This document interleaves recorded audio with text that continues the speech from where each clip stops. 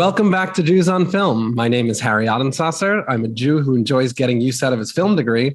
And as always, I'm joined by my co-host, Daniel. Why don't you introduce yourself, Daniel? Hi, I'm Daniel Zana. I'm a filmmaker, also getting use out of my film degree. I work as an editor and filmmaker. I'm based in Seattle. And I'm also a Jew this week, just like last week. I'm still a Jew. We're very, very, very excited to be joined by our guest, Simon Feil, who's an actor and performer who you may know from such things as Ocean's 8, Orange is the New Black, Billions, The Blacklist, The Deuce.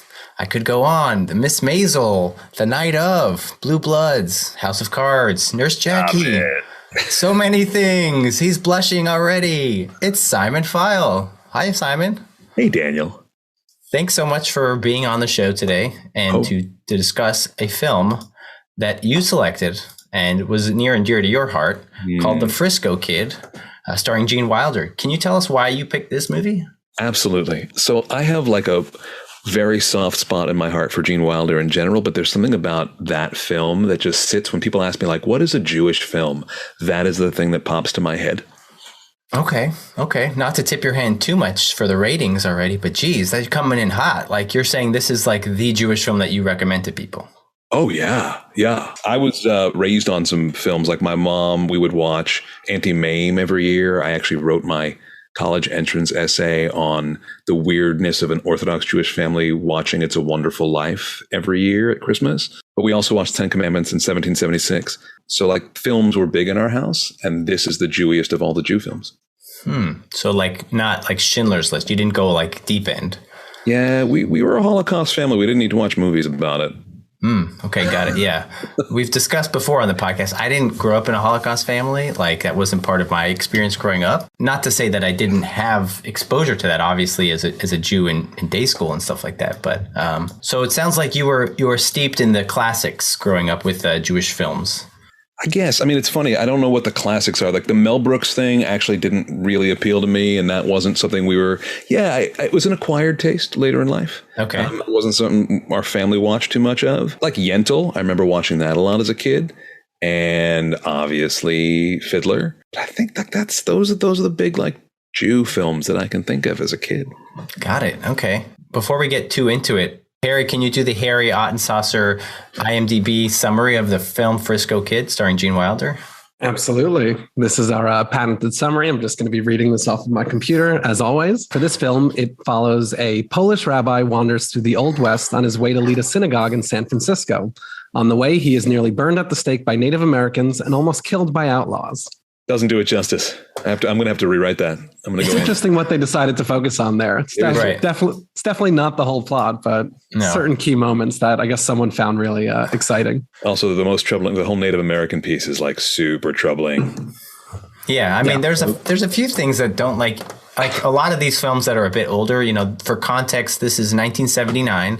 Right. The film also co-stars Harrison Ford, which is kind of after Star Wars, right? And before Empire, I believe. Yeah. So I got some strong Han Solo vibes, like the way that he's yelling at Gene Wilder, like very. Well, the way that he's yelling is probably the most animated I've ever seen Harrison Ford, especially compared to late period Harrison Ford. And that took me aback a little bit. Yeah, it was pretty awesome. That was also an extra bonus, like more Harrison Ford, more good. Yeah, definitely interesting seeing him not in his traditional vest, you know, which is in itself kind of like a Hasidic look, the Han Solo vest, the black and the white, you know. If we're going to get started, we do stretches a lot of this podcast. So we stretch things and like square peg, round hole situations. We do a lot of that here. So make sure to stretch a little bit and kind of like get into that mode. So Gene Wilder, Jewish, Harrison Ford, technically Jewish, doesn't identify as Jewish, but his mother is Jewish. Harry sent me an article earlier that, according to some article online, which you have to take as fact, they consider him 75% Jewish.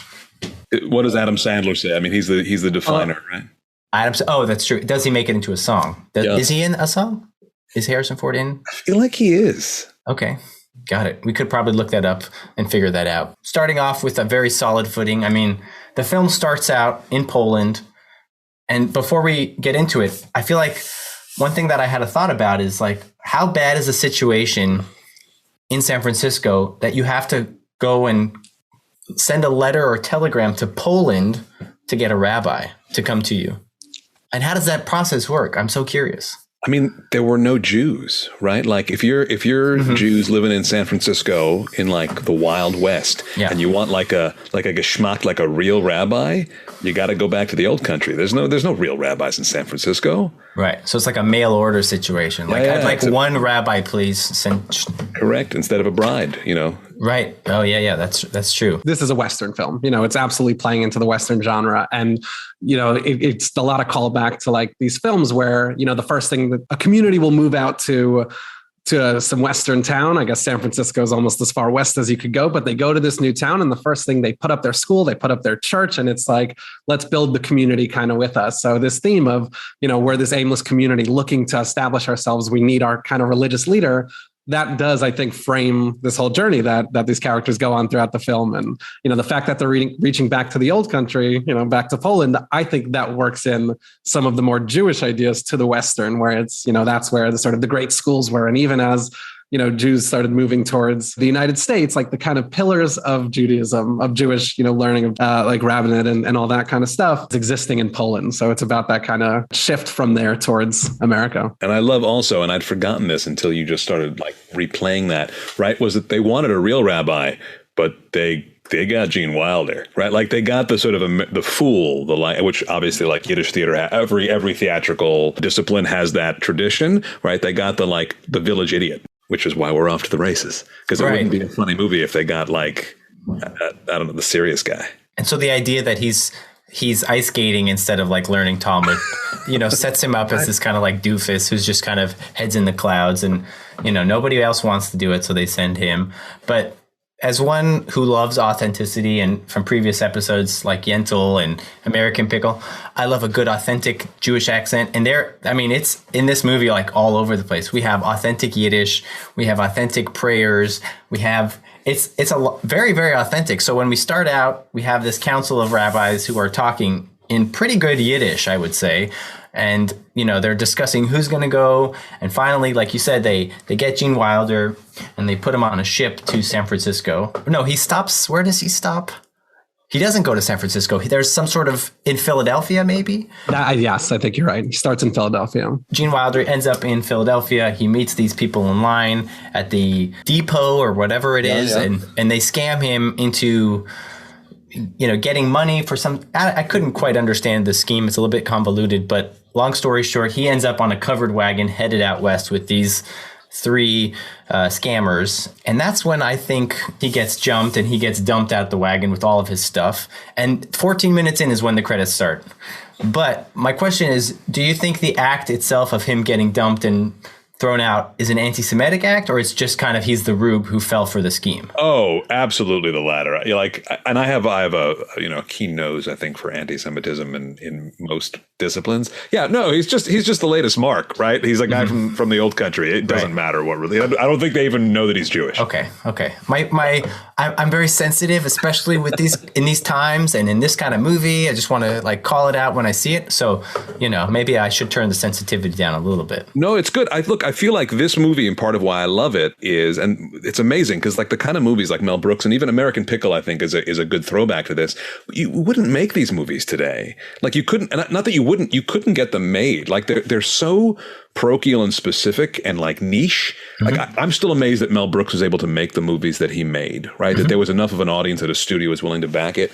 And I feel like if anything in this movie, the racism, which, you know, we alluded to earlier, was Native Americans, right? You've got a bunch of Italian actors paying Native American, like it's just, it's so cringy.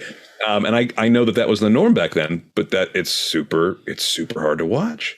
Whereas you've got a real Jew playing a Jew, actually like a realer Jew than I see most Jews on screen today. Like Gene Wilder, as you said, right? When he was davening, man. Like, you hear Or Zarua, like he's saying tefillah, like it's great. And when he catches those Amish guys and he's like, Landsman! Gott! Danken Gott, hast du gefunden? Like he's going off in Yiddish. I have a feeling that wasn't scripted. I think Gene just started yapping in Yiddish. It was amazing. You know what? I think that this movie, more so than any that we've seen, has a real respect for its Jewish characters. And it's, as much as it uses him as sort of the butt of some of the jokes, there's a real respect, just in what you were talking about with the language that they're using and the authentic prayers, which I'm going to get back to at the end of this rant, because I have something cool that I figured out there. But just like there's a whole narrative thread throughout this story of his character kind of explaining to Tommy, to his eventual partner, to Harrison Ford, just about what's going on, explaining that it's, the Shabbos, the sort of Sabbath, the seventh day of the week, and that he can't go here, and explaining what he's doing to these people. And there's a real, I think it's not only a respect from the characters in the movie towards what's going on, but to the audience. It's like, we're not just using jokes for the caricature of what of a Jew is. Like, there's a real respect and just demonstration of what's going on. And then what I promised I would call back to, there's a real awareness and like using the Jewish themes, very intentionally and accurately. So the one repeated prayer that he kind of says a couple of times that I caught was, the words, if I have them here, just whipped out some of my chaz. And it took me a long time to place it. And then I realized it's the Shir Shal Yom. It's the sort of day of the week, the kind of like the prayer you're supposed to say, but the end of the Thursday one. And it always wraps up his praying, which makes sense. It's the last thing that interesting. Jews will say at the end of prayer. And I have to confirm this, but if I remember correctly, it always precedes a Saturday, and it always precedes a scene where he has to navigate with these characters. Oh, I'm not riding on my horse today. And it's just that kind of attention to detail. It, like I've been saying this whole time, it's rooted in so much respect, I think, for, the Jewishness of this character and like the deeper, what will sort of come out of that in the movie. Yeah. And I will say also, like when he did the dancing with the Native Americans, right, in the teepee, right, that was where he said Or Zarua, right? Or Zarua la tzadik uli yishrei lev simcha, right? Like he was picking a song that was appropriate, right? Like he was trying to do some joyful dancing, make them happy, have a good time. So he sang a song about simcha. And I just feel like that level of authenticity of it, like being in his bones, he didn't need to research that. He didn't need to like get a consultant to tell him, like, I don't actually know Gene Wilder's background that much, but between the accent and the davening and the Yiddish, like I get enough. Yeah. And that to me is part of the heart and soul of that film, that it feels, as you said, so deeply authentic. And it's like it's a love letter in a way. Yeah, exactly. Like the fact that by the end of the film, this Schlemiel who was like, had to be forced to go, he finds like this, I don't know if he finds, we discover in him this like deep well of identity and pride and being Jewish. And like, that's the leadership that this community needed, not some book learner, right? Mm-hmm. They needed someone with heart, and they got it. I also feel like in showing throughout the film, Tommy and Avram, those are, Tommy is Harrison Ford, Avram is Gene Wilder. Throughout the film, they are, as you mentioned, Simon, they're running into Amish folks. He mistakes them for his fellow landsmen. And later on in the film, they after Harrison Ford is, catches a stray bullet, they are rescued by monks. And I feel like what you were saying about respecting religious traditions, I feel like they portray them in a respectful way. Obviously, there's like some gags around it, but it's not played so. I feel like the fact that they're showing them, not poking too much fun, but like showing a lot of different traditions is kind of a respect for religious culture, which is kind of, you don't often see in like very mainstream cinema. I mostly agree with you. Like, I think obviously, look, I'm going to beat this horse to death. The Native American thing, obviously, like it's a lot of cliche because that's what they were doing, because they didn't respect that tradition. The monks, like, look, I don't know that much about the monastic tradition in Christianity. I don't even know what denomination that was. With the exception of that actor, I never remember his name. He's the guy from Ghost, the crazy guy, that one act, right? So like you see him and he sort of telegraphs that something terrible's about it. Like this is being sent up in some way, right? Like it's not going to be taken seriously. Other than him, I do feel like you're right. The monks were played respectfully and straight. Obviously there was a gag, but sure, he was the guy, the fish out of water, right? Like They were actually respectfully handled. And they just laughed, right? So, like, I think he asked for salt or something, and then they pass it or whatever it is, and then salt. Yeah, pass the salt, please. Yeah. His name is Vincent Schiavelli. That guy. Yes. The kind of spooky-looking monk who kind of has that gaunt face. Yeah. He's a character actor. We didn't really bring in just yet about how Harrison Ford is introduced, but essentially, after Gene Wilder is dumped off the wagon, he kind of makes his way west. So he's very much not in San Francisco, and his goal is to get to San Francisco. He has a Torah in tow from the old country. And the idea is that he's going to be married to one of the members of the community who has a daughter, a lovely daughter that he's yet to meet, but he has a picture of her. And so he gets work at the railroad, working on a chain gang, and there's like a funny gag.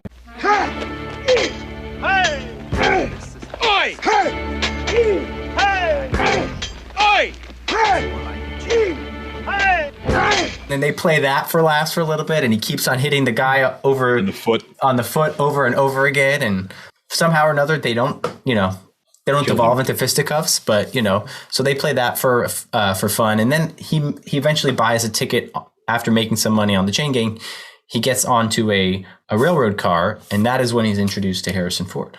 Right. And I'll just say there's also that lovely moment, which they also played for laughs, where the like very busty woman comes on and like wants to sit next to him, which I thought was such both a sweet, like play up both in his innocence and religiousness. Like it was sort of playing to both of those.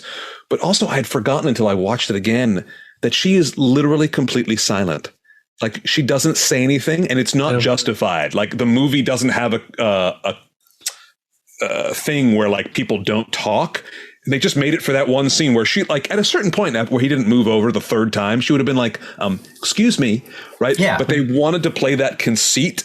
Mm-hmm. I don't like, it's amazing. It's just like such a strange little outtake. And she's just like a prop, essentially. Yeah, a little bit, which is like, yeah. I mean, when you say it like that. Yeah. I mean, I'm just being honest, calling it what it is. Right? I mean, no, that's exactly how it feels. Yeah. I mean, when a person doesn't have a speaking part and they're, displayed a certain way, I think they want the viewer to kind of, I'm stealing this from a review that I definitely read about the film where I think I saw they said that just tonally, it's in a lot of places and it doesn't, like it hasn't really decided where it wants to be. And I think the insertion of a gag like that, of this sort of silent gag, that's like this weird, physical comedy kind of thing, this just the way that plays with what's, in some of the scenes before then, real dramatic, like intensity, like that scene when he's, I'm going all the way back now, but when he's sort of beat up and thrown out of the carriage in the beginning, like there is no laughter, there's no humor, there's nothing other than just like devastation and just this guy is really being beat up. And then, you get just like a silly scene like we were just talking about with, when they're working on the rail cars and he's, and like there's this more physical comedy and then more of this like cultural like distinction. And I'll have to call attention to it as we keep going through some of the different plot points. But this movie doesn't feel as bound by a specific tone or structure. It's just kind of going in all these different places and, seeing what lands here, seeing how crazy we can get in this scene with like the Native Americans, seeing how we can change the vibe in the fight scene at the end. And I think it's really interesting the way the movie does that. It's funny because as you say that, I'm realizing like that to me makes it even more of a love story to Judaism and Jewish identity. Like that is to me such a facet of Jewish stories of like, think about Fiddler, right? Like, and I don't like using Fiddler as the archetypical story. It's just the most well known, but that like, the wedding scene and then the pogrom, the Russians come in, the Cossacks, right? Like, yeah, there's a roller coaster to it, right? And that's real. Like that's what makes the story feel real. Yes, he gets beat up and it's not funny. And then we also get to have some silent comedy and some slapstick. Like we get the whole package. It's great. Because if this was a comedy, if this was like a Mel Brooks film, like that beating up scene, because there's truth to it, there's truth in whether we call that anti-Semitic beating up or just the West, out in the West and the sort of lawlessness and like the beating up, like there's absolutely truth to it. But in a Mel Brooks movie, would kind of be undercut. It would be played for laughs. We would cut away from it soon enough. And it felt like this movie oscillates between, full 7-8 minute, just like deep runs of just very intense, like just intense and, whatever, these devastating scenes. And then just all of a sudden is, we're in a totally different film. And like, all of this that we've spoken about is not even mentioning like the buddy comedy aspect of it once he actually links up with Harrison Ford. Right. I mean, Mel Brooks literally had Inquisition victims' heads being played as bongos. So yeah, I think we're far from that end. Absolutely. On that note, let's take a quick break and we'll be right back. Okay.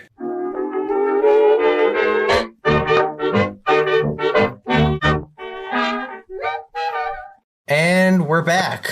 So we're back on the train. Maybe Gene Wilder goes to the bathroom and Harrison Ford's in there. And then Harrison Ford comes out first, puts up his bandana, and then very politely asks for everyone's money, doesn't hurt anybody, he's a bank robber with a heart of gold, I'll say. He robs the car and gets out. And one of the gags that they're playing is, I think one of the kids is playing Simple Simon Says. I'd not heard it being called Simple Simon before, but essentially, very apropos for you, Simon. Yeah, I was going to say it's an appropriate alternative. It is an established canon. And so I think he makes a little gag where at first, initially, before he goes to the bathroom, he doesn't understand the game. But then he comes back from the bathroom. Everyone has their hands on their head because they're being stuck up. And so then so Avram makes a joke and does a Simple Simon joke, and he gets off the train and then is looking around camping, and he goes fishing. And that is when we meet Harrison Ford, who has a gun pointed, he has a shotgun and he shoots a fish for Avram. And sort of that sparks their relationship. How hungry are you? I'm pretty hungry.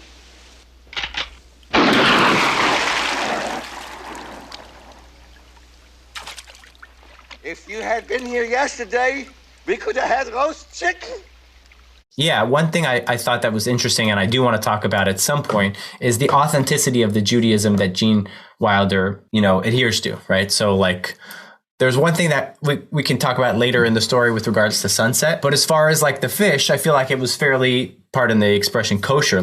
It's fairly easy to slaughter a fish and have it be kosher. For those who are not familiar, it's a lot more complicated to slaughter an animal like a cow or a chicken and have it be kosher without a lot of knowledge. I think that most of his, and this again, authenticity, I think most of his representation of Jewish halachic practice was pretty spot on. I'm going to skip right to the thing, right? The Shabbat thing was the only thing that bugged me. And it bugged me for two reasons. Even as I appreciate the visual gag of that thing where he's trying to duck and see if the sun will go under the mountain. I love that. That was not, But obviously that's not how Shabbat works. But actually that's not the thing that bothers me. The thing that bothers me is Pikuach nefesh is a really, right, the value of breaking Shabbat or breaking halacha in order to save a life. You're being chased by people who are going to kill you. Get on the horse and go, man. That was actually the thing that bothered me more, even as I still love the joke of ducking the sun. Right. I mean, I thought you were referring to our climactic scene where, we're talking about saving a life literally. But we'll save that. But essentially, waiting to the last minute to make sure that someone's intentions are clear before we make a decisive action. But, Avram and Tommy have met each other. They're having a camp out. They are enjoying fish together. It is delightful. And we have our buddy comedy set up. We have our dynamic. Tommy is a very gruff bank robber with a heart of gold, like I said. And Avram is a very pious person who's trying to get to San Francisco with his Torah. And so Tommy has the sort of knowledge of the West and will help him get there. What his motivation is exactly for partnering with Avram, I don't quite understand. Why not just rob him and get on with his day, or don't? I mean, not that I don't love their chemistry together. I mean, it's beautiful. Their bromance is solid, and it grows throughout, the movie, and they really stick up for each other and advocate for each other towards the end. It's really it's cowboy love, and I'm down for it. Brokeback. I agree. I think you nailed it earlier, right? That he's the thief with a heart of gold. I think he had the money that he needed. I think he took pity on this poor Schlemiel. He didn't need to rob him, and he kind of felt bad for him. That's the vibe that I got. I definitely think it was part of that. He saw this guy that was all alone, didn't know where he was going. He kind of he tries to send him off and with a set of directions. It's go over this thing, then go to this hill, then go, 10 miles this way. And the second that he sends him off to go on it, he's you're facing in the wrong direction.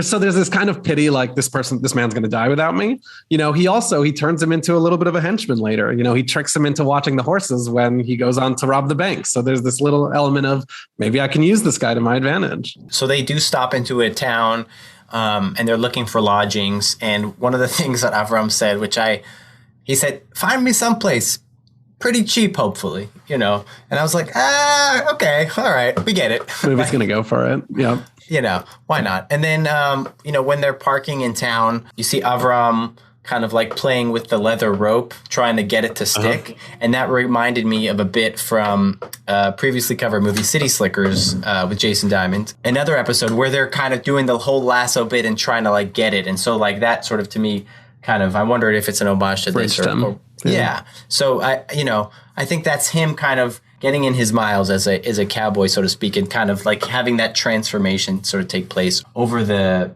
course of the film. As they progress through town, there is, as you guys mentioned, this sort of prohibition from riding on Shabbat. And so I think Avram says that he wants to get to a specific area before Friday starts. And basically Avram essentially uses some heavy Jewish guilt to get Tommy to ride.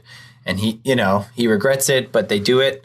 And so they're riding through the snow. It's pretty awful, but then they get through it. They get to another town. And as you said, Simon, they're robbing a bank. And I thought a really funny gag was once the folks who were robbed in the bank, they're chasing after now. Now we have a chase set up between people whose money was stolen and Avram and Tommy. I would say like maybe the last 2/3 of the film is sort of setting up, them running away from people. But then also, we have the folks in the village from the bank folk. And then we also have our initial scammers who have then caught up with them from another town. I think there's also like the scene where they're, obviously trapped by this sort of Native American tribe. And there's that whole thing. And we've mentioned a lot of parts of that are certainly problematic. I mean, it was obvious to me right away that chief was, a white actor. And I think we confirmed that. But I think there's a really interesting thing that sort of happens there. It's this turn in the movie. We're talking about all these tonal shifts where it starts to really interrogate his faith, and his faith and his allegiance to, the Torah that's with him. And, it just sort of starts like challenging that, like in I think, really interesting ways. Like it's also the first scene where we get to see him kind of leading a community, and he has this whole thing about rain. And again, he's playing with this, like, how he's inspiring them by telling them that he can cause it to rain, but he's also like, God doesn't have to cause it to rain. Like it can go both ways. And I think it's this turn in the movie where he's really assuming this sort of leadership, and we see him kind of shifting into this gear of becoming the rabbi that he's going to be for the community. But, I also want to focus on what I was saying before, just about like the interrogation of his faithfulness. One of the big scenes I thought was when they lower him into the fire, right? Because they ask him like, would you trade your horse for Torah? Yes. The horse and your boots? Yes. And your clothes? Yes. And everything else you own? Yes, everything. If I get to keep this Torah, like, will you go free? And he's like, no, I'm not leaving without the Torah. And he's like, would you purify your soul by fire? Would you purify your soul by fire? And I just thought that was like a really cool, well, he's a little like, sort of Christ posed in there. He's kind of like his arms to his side. So, we're losing the Jewishness there a little bit, but I thought that was a really cool sort of like Jewish scene, just a more intense Jewish scene, like not as much humor, but more like, what we're saying, like that sort of purification by fire, that obviously that, big Jewish concept of purification. And, I'll finish this sort of rambling little speech with just a little bit of a stretch and say that it did remind me of, some of these Jewish, biblical stories you hear about, Jews being thrown into, like a fiery pit, like a fiery oven. It happens with, the Babylonian king Nebuchadnezzar. He'll, throw a bunch of people into a fire as a kind of test of their faith. And it's because they refuse to renounce their faith to God. They're kind of they're tested with this fire. And I could feel some of the real biblical and just the more intense Jewish influences coming through in that scene. Oh, I love that. And I'll say also, like, I love that Nebuchadnezzar, like the biblical testing of faith. I think what kept it from being truly terrifying, and not that this film clearly shies away from that, right? As we've pointed out, like the beating up scene was very intense. You were not totally. He was not okay. You got the sense that the Native American chief, like, he didn't really wish him harm, that he was really, in like a true sense, testing him, like, but testing him in order to learn about him, to see who he was, to like see his heart and soul, not to cause him harm. And so that, even though obviously, like, yes, he's being lowered onto a burning like pit, that's not good. I was never really like truly worried for him. And I think that was a really nice balance. It was, and again, I it's a caricature, obviously, of Native American faith and culture, but other than it being played by white people, it was a nice one. Like I liked the Native Americans. I liked the way that they were treating him. Yeah, they weren't portrayed as like savages, which is typically how they're portrayed in Westerns. And so seeing this was kind of a nice change of pace. I think that the sense you get from that scene is that there's a real mutual respect from both sides, and that it's almost like Harrison Ford's character. It's kind of part of his journey of learning to appreciate this sort of community and the religious and like this culture, because, you know, he talks about being this sort of lone, you know, this lone Westerner, this lone cowboy kind of doing his own thing. And, you know, even at the end when, you know, jumping ahead a little bit, he's kind of asked if Gene Wilder's character asks if they want to be like friends, you know, he's like, oh, I never had a best friend. So he's sort of this. So part of this movie is kind of, as it's taking this detour to kind of show the commonalities between these two religions, these two cultures, I think it's also giving some play to Harrison Ford to say like, oh, like this is a community. I see how they're responding to him, like dancing together. And that's, I think that like, yeah. The big part of the scene is these cultures coming together. I'm going to build on that because I'm realizing like Harrison Ford is kind of a stand-in for like white people in this film, right? Like Jews at this time were not white. Obviously, the Native Americans aren't white. And I love that after that test of faith, right, the chief even calls Harrison Ford out. He goes, you who talk to Indians like they're little children, right? He's like, he's like, yeah, but I see you have a good heart, right? The way that they get portrayed. Another thing for me that makes this such a Jewish film is it's an outsider's film. And so, yes, Native Americans have been two-dimensionalized and stereotyped as savages in all these white people's films. But if Jews are going to make a film, well, we know what that feels like. How about we make them into real people who actually have like heart and culture and intelligence? And I love that so much, even though they couldn't go far enough and actually find Native American actors. I'm going to keep beating that drum too, but I probably shouldn't say that. But you know what I mean. Sure. I just want to say, like, I think that is, you know, such a Western trope of just like all of a sudden that sort of right before the third act, or maybe the third act is that these sort of Native Americans like show up and they're kind of nameless. They're wordless, and they just, you know, come in and attack our characters, and their inversion of that, you know, which is, you know, you're sort of threatened with that. It's like, oh, what do they want with these characters? They're going to actually burn them. And then when that turns into, let's just understand each other, let's all sing and dance together and enjoy the rain. And there's so many shots of them all kind of looking out of the tent, watching the rain fall down and just. But not, before even that happened, they have a whole theological debate in the middle of a comedy, right? Like, yes. Gene Wilder's rabbi and the chief are talking about the nature of God. Like, what? That doesn't happen in normal films. They built that into a comedy, right? The thing was, God does not make rain. And then it rains. And then just like that, he could change his mind. And he could, right? He could. Wilder still pulls a joke out of it. It's just gold.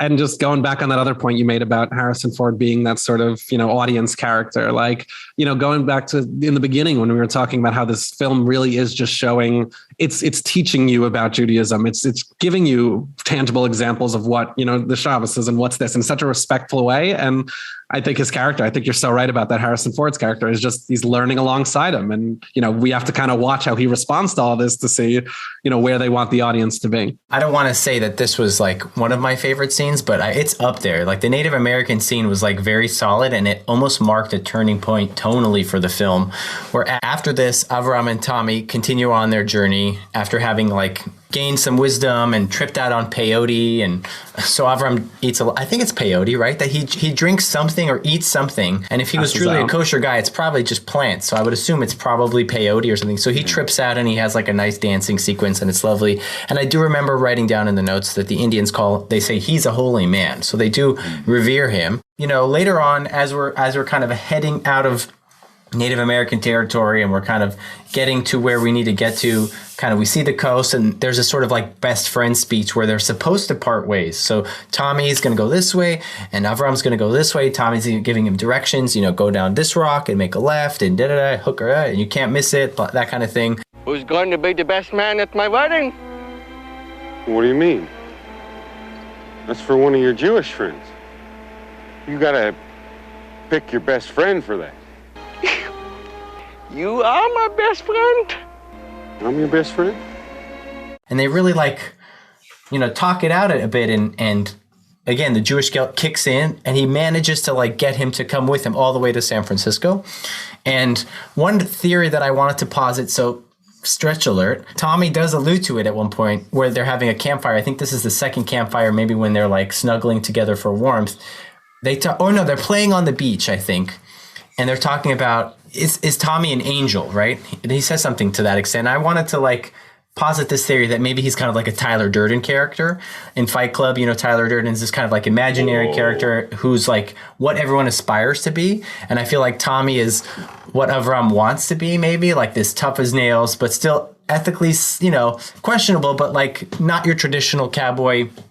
Because when Tommy is played up against the thugs who scam people and who will kill people recklessly, Tommy is not that. He's not quite the stereotypical cowboy, but just kind of an interesting idea that maybe he's like his alter ego in some bizarre multiverse, you know, world. Wouldn't go so far as the Tyler Durden thing. That's why it's a stretch. No, but I love it. I love it because, right. And I may be jumping ahead a little bit too much, so we can like pause and rewind. But like the ultimate scene, right, where he shows up because he's like I'm no longer worthy to be a rabbi, and he dresses up like a cowboy, right? He has, in a sense, by the end of the film, I think, earned his spurs, right? He has taken on some of the Tyler Durden-y, Harrison Ford Tommy-ness. Sure. Yeah.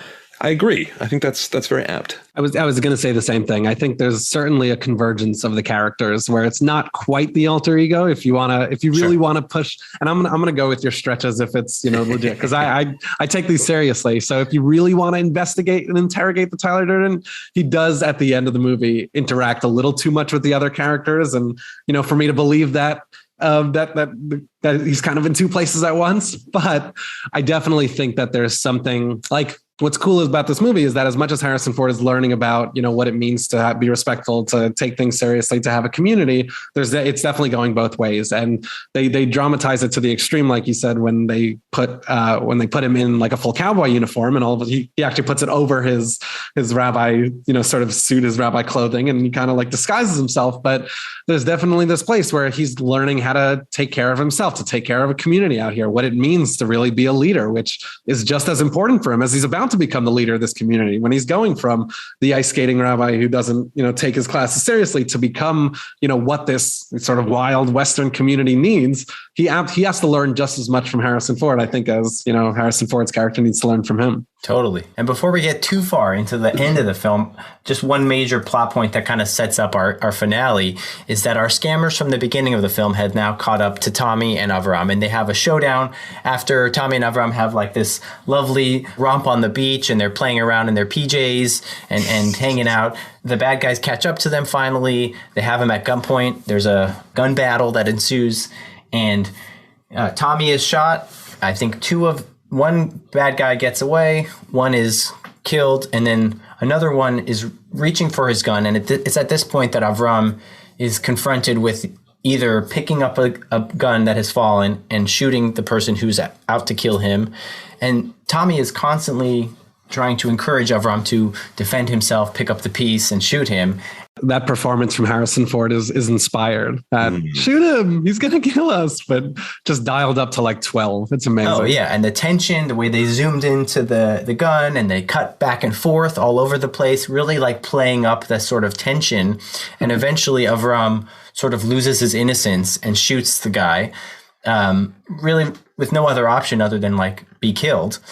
He shoots the other person. The last guy, who will show up in our finale, runs away. And so that's the end of that for now. We finally arrive in San Francisco. And as Simon, as you mentioned, Avram delivers the Torah to not his intended bride, but his bride-to-be sister. And they have a lovely discussion.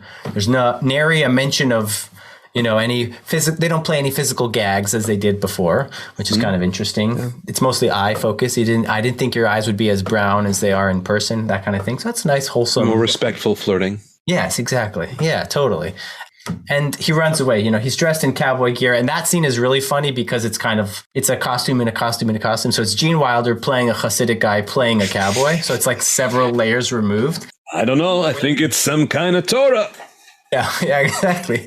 The idea that like a cowboy would know what a Torah is and just say, oh, I don't know, some kind of Torah. It's it's like that scene's pretty funny because it's broken cowboy Yiddish, English, all sorts of good stuff. I will say I want to push back not too much on the Tyler Durden thing, but the sort of conversation that they're having. You know, Tommy and Avram go out to celebrate, and they're talking, and you know, after sort of killing this person, Avram doesn't quite feel like himself.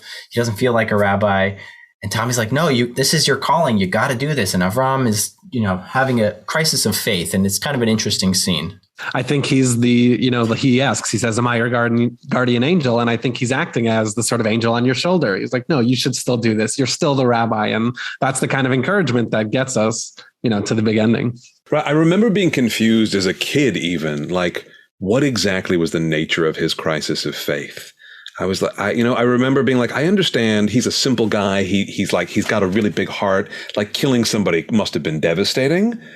But the idea that like he was no longer worthy to be a rabbi, I just remember being like, oh, I don't and I was also a kid. So I was like, that must be like an adult thing. Yeah. What I thought was so interesting about that is because I think the initial impression is that it's because he just killed a man. And it's like, he can't deal with killing a man. But we've been saying this whole time that it's like, no, when your life is on the line, you can get on the horse and ride it on Shabbos. You can kill the man. And what I think is interesting is that when he does reveal why he's, so despondent, he says it's because he said, instead of saving your life, I went for the Torah. He's like, why did I go to this scroll? Like, why did I go to this instead of you? And it's almost like he's actually answering the question we've been posting this whole time, which is we were asking, dude, like you should take care of your life before focusing on, like the Torah, before focusing on this. And it's almost like he's finally facing that head on. So maybe the movie did know what it was doing earlier and was aware of the kind of like strange decisions he was making early, because now he's all of a sudden like, why didn't I look out for you? And I would argue that's what he learns, most of all from Harrison Ford character. It's to look out for yourself, to look out for your friends, to, take care of yourself a little bit. Right. Amen. Take your head out of the book, put it in the game. Yeah. I mean, he said, I chose to rescue a piece of paper instead of my friend. And, that's like it's a big thing he's wrestling with. And, after delivering the Torah to the family, they meet him at this bar. They have a discussion about things. And our final bully, I'd call him our final boss, like in video game terminology, our final boss shows up. He has everyone at gunpoint. He summons him outside for a duel. I don't remember how Harrison Ford ends up outside. Oh, maybe he runs out and then he gets knocked out. And then they have like a climactic duel at the end. It's an interesting duel because Avram doesn't want to fight. He's done killing people. Now listen to me. The war's over. You understand that? No more killing. And our final boss gives him a gun, sticks it in his pants, and you see that his religious garb are just like right there. So it's like a very interesting visual, having him shove the gun in his pants, and then he walks away, and they're doing a draw, and he keeps firing, kind of taunting him, shooting around him, shooting 5 shots or something like that. Come on, shoot, draw, and he doesn't want to do anything, and then he comes over. And I think he hits him or something like that. And somehow or another, the gun ends up out of his hands. And Tommy comes in at the end, kind of saves the day and puts an end, before Tommy can kind of go in and finish the final boss, Avram says, enough fighting. And they say, what does he say? He says a really nice line, which is kind of like assertive, but like very clever. This is a very big country. I'll tell you what I think is the best thing. I'll take San Francisco. You take the rest of America. And if you ever come back to this place again, I don't think you're going to get off so easy. But it's pretty authoritative, and it's like it's kind of like a not full circle, but it's like a full 180 from his original. I think he does use some of the language. Like, if I see you in the sun come, like he echoes back. I forget what it was too, but it was some echo of something that had been said to him or that he'd heard. Yeah. So he did pick up a few things here and there. And then we sort of finish the film. Let's have a drink to celebrate. Who's paying? I think is one of the last lines that we hear. At the end, we have a beautiful wedding scene. Avram gets married to his beloved bride, and then Tommy comes over and also kisses the bride on the mouth as like a gag. But I was just like, what's going on?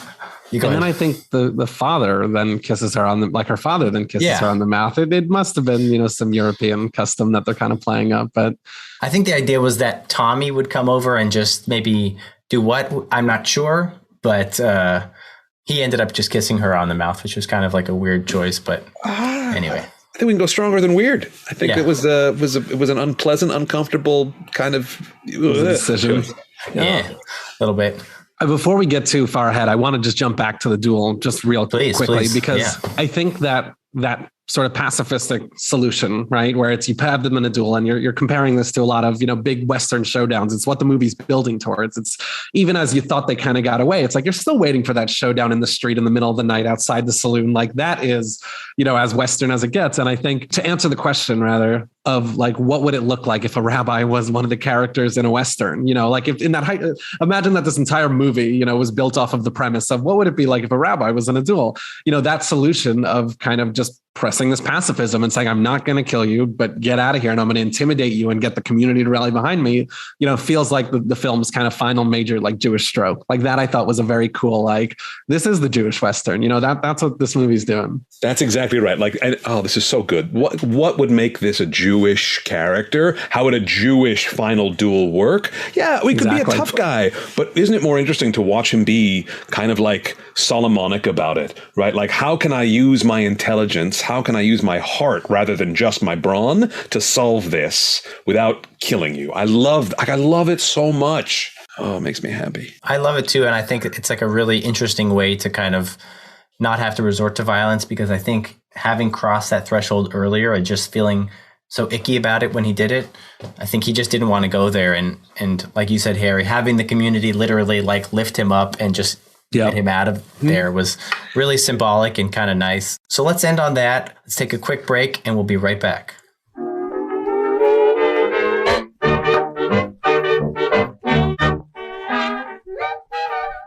So we are back to discuss our Jewish ratings for this film. And if you've been listening to some of the other episodes, we're going to do this a little bit different. Instead of going through individual scores for the content, themes, productions, we're still going to talk about those, but, use our thoughts from those to formulate a final Jewish score, a Jewish ranking, out of 5 stars. So Simon, would you like to start us off with this film? Great. So I will admit to being completely ignorant of the behind the scenes like the crew of this, and in front of the camera, like other than Wilder and, as we said, technically Harrison, I don't know that there were any Jews in the cast, but I just get the sense that there was a deeply Jewish lens in this, right? Like there was an eye on it, so it feels very Jewish. Yeah. The writers were Michael Elias and Frank Shaw. You may know them from such films as... so Frank Shaw wrote on a bunch of comedy shows in the 60s and 70s. And then Michael Elias wrote on... he wrote The Jerk. He wrote Lush Life. I don't know what that is. But he wrote a bunch of TV. But I think one of his notable credits is he wrote for Steve Martin, and he wrote The Jerk, classic Steve Martin movie. And this was directed by Robert Aldrich, who was a director who directed The Longest Yard and The Dirty Dozen and a bunch of other sort of genre pictures. So this is kind of right in line with his sort of stuff that he would do. Harry, do you want to talk about the film? Yeah, sure. So Robert Aldrich, I did look up before. He is Jewish. And definitely a part of, definitely a part of his person. And I think, Harrison Ford, Gene Wilder, we mentioned, definitely Jewish. And I would say that because Gene Wilder is one of those actors that carries, at least in this film, and I haven't seen all of his stuff, but a certain Jewishness to him and the authenticity. And I know I'm talking about the content a little bit more because obviously a lot of the Yiddish and a lot of the language, but he carries it so believably. I'm going to give him credit for it. So I would say that, just by his face alone and obviously leading the entire film, it gives it a very Jewish production feel, I would say. Yeah, I think so. I would echo kind of what you two had said, in terms of Wilder lending a lot of Jewish cred to the film and then having the writers be Jewish and the director. There's not a lot of other cast and crew that, stuck out as Jewish or having Jewish sensibilities in the film. So I would say that he sort of anchors the film in its Jewishness. And we'll talk more about that, like I said, in the content and themes. Yeah. But from a Jewish production perspective, it's like, pretty Jewish, but not like Yentl Jewish or, other films that we've covered before. So what do we think about some of the content? I definitely think comparing it to Yentl, it feels, I would argue, more Jewish in its content because of a lot of the accuracy that we're talking about. And because of just like the deep cuts. We mentioned this in the Yentl pod, and if you haven't listened to that one, I'll just fill you in. But there is a lot of like Jewish text that's actually spoken in that film. They talk about things from Pirkei Avot specifically that are brought up, but they're kind of brought up out of context. And it's almost like name dropping. It's like, oh, if you're Jewish and you're familiar with some of the most classic texts, you'll understand this, and it'll be like, oh wow, Yentl did its research. But with this film, it's so specific and so intentional with some of the prayer that it brings in, and some of like the quotes. I mentioned it earlier when he's doing the Shir Shal Yom of Thursday as a way to key in what's going to happen, like as a way to key in, this like Shabbos coming. It is so in tune and so specific that I would say this is very Jewish in its content. What do you guys think about that? I would echo that so powerfully, Harry. Absolutely. I loved Yentl growing up too, and Mandy Patinkin, like a titan, right? And such a Jewish performer. Barbra Streisand, both of them, very right. And also, yeah, what you said, it felt like both of them. It was weird. It was like the same way that Gene Wilder was a rabbi playing a cowboy. Like they were like Jews playing not. It's like they were in drag almost as themselves. Like Yentl didn't have the same in his kishkas the way that Gene Wilder. Like you just felt the Judaism in him kind of coming out of his pores, not performing. It was yes, one of the most, which is why I wanted to talk about it, because it is the most deeply Jewish film that I can think of. Makes sense, totally. I mean, I would agree. The story is literally about a rabbi going to his congregation and bringing a Torah along as his sort of like sacred object that is constantly, that's sort of the damsel in distress, if you will. Like that is the thing that is constantly being rescued from fire. They take the breastplate, one of the, on the Torah, there's like a silver sort of necklace.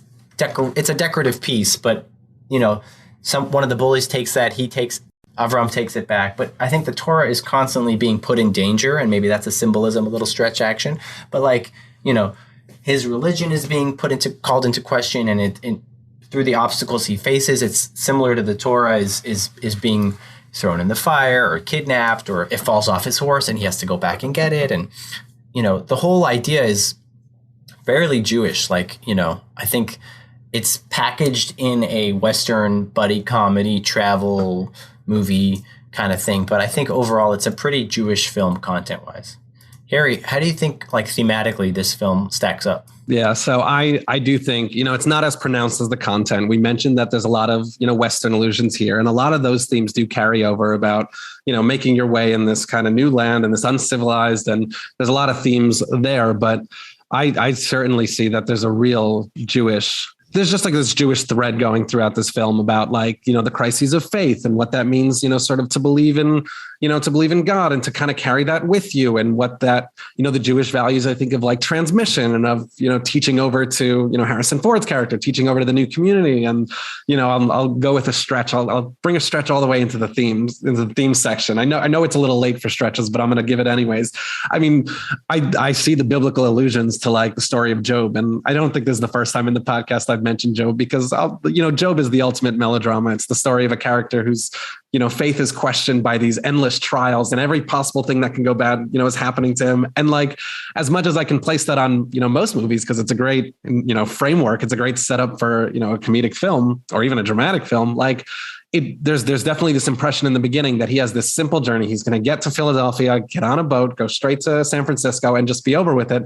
And it's like step by step, he's making all the wrong decisions and everything's going wrong. And especially in a movie that's so bound, that's so concerned with his faith, and how strong it is, it feels like there's this Job lens of, questioning your faith in the face of real adversity, in the face of, it's taking the themes of Western adversity and turning it into a question of your faith in God. And to me, that just feels like such a Jewishly thematic frame to put this entire movie in. So, I'd not to ruin what my final score is going to be on this film's Jewishness, but between all of those, it's going to be pretty high. Simon, do you have any thoughts about some of the themes here? I think you've encapsulated it beautifully. I would never have gone to Job, but what a wonderful lens, right? All of the challenges that he faces, and he never really loses faith in God, right? He loses faith in himself, right? But never in. And I also love that idea of the Torah as the damsel in distress. Also, not a frame I had considered. I love that idea, right? Just the continual reimagining of classic Western tropes through a Jewish lens. it keeps getting deeper and deeper. What's that phrase, right?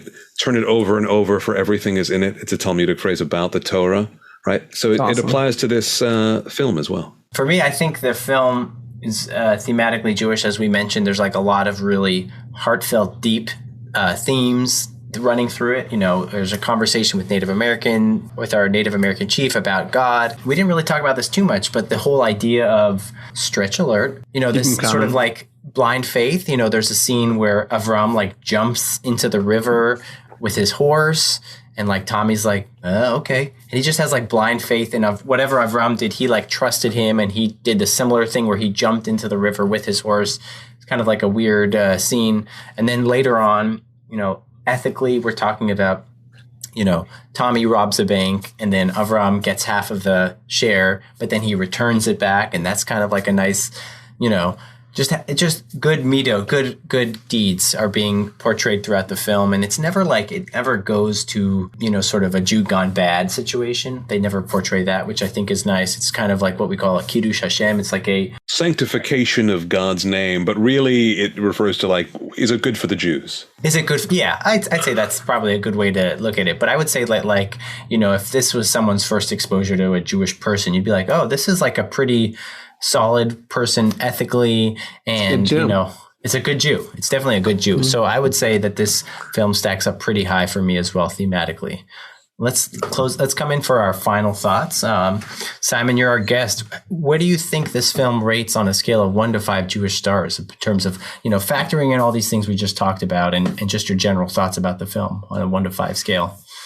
I'm wondering if I have to like grade on a curve, right? Considering what the rest of the industry allows for, right? In a perfect world, would it be a 5? Perhaps not. But in the universe that we live in, it is a solid 5. Like it is the most Jewish film of all the films. Harry? I want to piggyback off of that. And I think you just said that so well, because I was torn. I didn't want to give it the 5 because part of me, I made a joke earlier in an earlier podcast that, the 5 out of 5 stars has to be the film that's just like a film of rabbis. And you know what? In some ways, that is what this was. We're following a rabbi's journey, and, it's about getting back to his community. So certainly on the scale of, any other film that I've seen, and just, like, if it's content, if it's production, if it's themes, if they're all so strongly rooted in Jewish, there's room for more. It could have been a casting crew that was exclusively hired Jewish. And, the story could have just been 2 hours of, a group of Jews debating the Talmud and, in a room together. Sure. But like for a narrative film, for, a popular narrative film to be this Jewish and this just respectful and just loving of, all things Jewish. Yeah, I think there's a 5-star. Absolutely. I actually have to, the way you're saying that is making me think of even more, right? I actually don't, what does it mean for a film to be Jewish? Which, by the way, is such a Jewish question to ask on a Jewish podcast. It's the question of this podcast. Exactly. Yeah, right, exactly. Right. So like, I actually don't think that a movie about a bunch of rabbis talking together, for me, would be terribly Jewish. Yes, it's about Jews. Is that what, it doesn't make it a Jewish film. There's something about this film. And I actually, as I'm answering the question, realizing like I haven't finished fully processing or thinking out or being able to articulate why I love this film, why it's so Jewish. It's because all of the Jewish values, and you watch this Jewish character and all the unusual ways, not stereotypical, not sitting in a base measure, like not just like cookie cutter Jewish. Right. It just makes it so much more Jewish to me because of the fish out of water. It's ineffable, like God. Yeah. Daniel, how do you feel about that? Are you going to join our chorus of praise, of Jewish praise, or are you going to take the heel turn right now, come in with like a 1 star? It's me, the heel. Knew it was coming. Nod me whiplash. Yeah. I mean, like, yeah, I love the way, like you said, Simon, the way that this is like a Jew in the real world, so to speak, in our imagined world, but like sort of not in the comforts of a yeshiva, or not, whatever, in a very Jewish environment. I feel like that's when kind of a Jew's true colors come out, is when they're out in the public. And how do you practice your Judaism among cowboys and Native Americans and folks on the chain gang? And how do you show them that you're a good person and you're constantly wearing your kippah? He doesn't have like a hat for most of the film. Only towards the end he wears the cowboy hat, but most of the time he's wearing his kippah. He's a good Jew. He practices really good ethics. I really enjoyed the accuracy of the film. I like this film a lot because of its portrayal of Judaism. Maybe, yeah, let's go 5 stars, baby. Whoa, 3 across the board. Boom. This is it. This is the gold standard. Y'all have convinced me. I mean, I feel like I'm thinking about it. And I'm like, I was going to ding it because like maybe there's not more Jews in the cast, but I feel like having Gene Wilder be like the sort of the Jew in the film is sort of, and having him be such an exemplary Jew in the film and such a model Jew, I feel a mensch, as it were, such a mensch. And, his mind's not in the gutter. It's very ethical, very fair, very just. But he does what needs to get done. He gets that Torah to San Francisco. He marries his bride-to-be's sister instead. And they have like a preliminary dance to say, oh, will you dance with your fiance? That was kind of funny and weird, but whatever. But yeah, overall, I'd say let's go 5 stars. Why not? Why not? Simon, thank you so much for joining us on this wild ride. I feel like at the beginning of the podcast, we started in Poland and we've arrived here in San Francisco. You guys were a journey. You were along for the ride, and I do appreciate it. Simon, is there anything from television or film that you want to plug? Sure. I've got an episode of Billions that came out a couple of weeks ago. I've got this Purim video that I play Haman in for the Maccabees. And I've got a film called Love Reconsidered that it's in post now. I played Judy Gold's husband. So if that's not enough of if you know Judy Gold, the comedian, we make quite a Jewish couple. I never get to play Jews, let alone that kind of Jew. It was a lot of fun. So you played Gary in that, and prior to that, you were in The Last Will playing family lawyer. Oh, that was actually a very long time ago. I don't know why that's still listed as in post. That's like 4 or 5 years. And you played Chris Brown in Billions. Yes. An expert witness that Paul Giamatti's character is looking to be the linchpin of his case. It says here that you also were in The Marvelous Mrs. Maisel playing Curtis. Any memorable experiences from that shoot? Yes, the entire story of how I got that role is actually fantastic. It's such a Jewish show. And I got that part before the show had even aired. So no one really knew what it was yet. And I'd auditioned for it a couple times. And then they asked me to come in to do what's called a table read, right? Where they read the whole script for the creators can hear it. And they had me read 5 roles: the rabbi, the cantor, this lawyer that A brings home. It's a bait and switch, right? We think it's a setup, but it's actually a divorce lawyer. And then Curtis, one of Joel's co-workers. And I was so excited. I was like, oh, I'm gonna daven Kabbalat Shabbat, and I'm gonna act. They're gonna see I can do the Jew stuff and the acty stuff. It's gonna be amazing. And I got the script, and the Kabbalat Shabbat stuff not only had Kabbalat Shabbat, like the prayers on Friday night, but also Ana Bekoach, which is this kind of like esoteric, Kabbalistic, right? And I was so impressed. And at the table read, I ended up just happenstance got sat next to one of the writers. And I was like, hey, Ana Bekoach. He's like, I paid attention in Hebrew school, which was awesome. Nice. And then after I read all those roles, they offered me the one Gentile. Right? I was like, oh, man. But, I got to take it. It's a great show. I'm in. Nice. Fantastic. One day I will get to play a real Jew. One day. Yeah. God willing. Maybe in the remake of the Frisco Kid, you could play Gene Wilder's role as Avram. Oh, God, I cannot fill Start growing out your beard. Yeah. It's coming. It's coming. It's coming in. Harry, anything to plug? No plugs, but I really enjoyed that discussion. It's cool. Yeah. A Harrison Ford film, this mainstream Harrison Ford film from the 70s is such a pronounced Jewish film. I really enjoyed that. Awesome. Well, thank you both so much for chatting with Frisco Kid. Don't forget to follow us on Instagram at jewsonfilm. And if you have any films you'd like us to check out, make sure to post and message us and do whatever you need to do and suggest some films for us. And have a good one. Thanks so much. Can I do an outro for you? Sure. Jews on Film. Jews on Film is hosted and produced by Daniel Zana and Harry Ottensaucer. Harry Ottensaucer edited this episode. Make sure to follow us on Instagram at Jews on Film and subscribe to our podcast to get new episodes. Thanks for listening.